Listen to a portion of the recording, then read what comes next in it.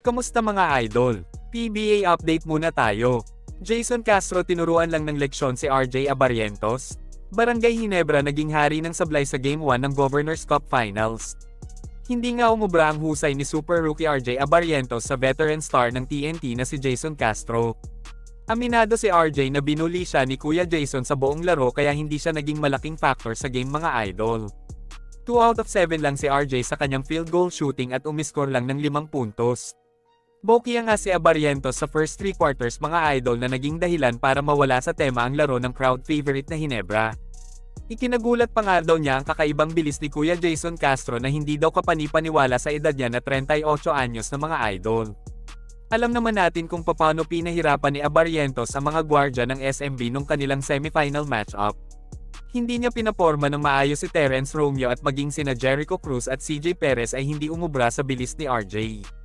Kaya naman sa pagkakataong ito ay si Abarrientos naman ang pinahirapan ng isang veterano sa PBA at sa mismong finals pa mga idol. Hindi lang naman ang rookie ng Ginebra ang may masamang shooting kundi halos buong starting unit ng koponan. Nakapagtala lang ang Ginebra ng 2 out of 21 3-point field goals na hindi katanggap-tanggap sa mga kabarangay. Si Justin Brownlee na kilala bilang 4-point king ngayong komperensya ay nagtala lang ng 1 of 5 sa 4-point line habang 0 out of 2 naman sa 3 mga idol. Malaki pa din naman ang naitulong ni JB sa opensa at depensa pero hindi naging sapat yon para talunin ang tropang Giga. Mukhang mahihirapan naman ang Ginebra sa TNT kapag short rotation pa din ang ginamit na style ni Coach Tim Cone kagaya ng nangyari sa Game 1 mga idol. 7 manlalaro lang ang binabad niya sa buong laro habang 9 naman para sa tropang Giga. Dito makikita kung gaano kalalim ang lineup ni Chot Reyes kumpara kay Tim Cone mga idol. Samantala, ano na kaya ang nangyayari sa go-to guy at ace player ng Ginebra na si Scottie Thompson? Naging matamlay na ang never say die attitude ni Scottie simula nang ma-injury siya mga idol. Sa kanyang muling pagbabalik sa PBA Finals, nagtala lang si Thompson ng 7 puntos at hindi man lang nakitaan masyado ng mga hustle plays sa laro.